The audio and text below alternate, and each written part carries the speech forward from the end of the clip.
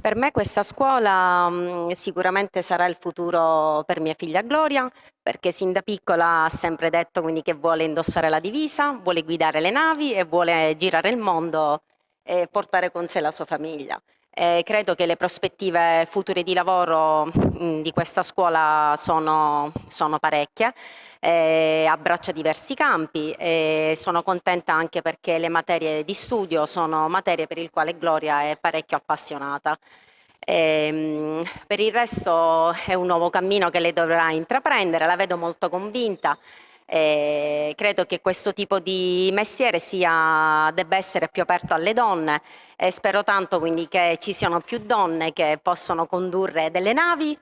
possono diventare capitani e anche loro possono nel loro piccolo realizzare quindi questo sogno. Che Gloria ovviamente ha sin da piccola, perché quindi lei ha sempre portato le divise a carnevale, sempre vestita quindi di qualsiasi genere, quindi di militare, polizia, carabiniere, quindi io la vedo molto adatta, però la scelta ovviamente sarà sempre sua, però lei è contenta, è molto felice.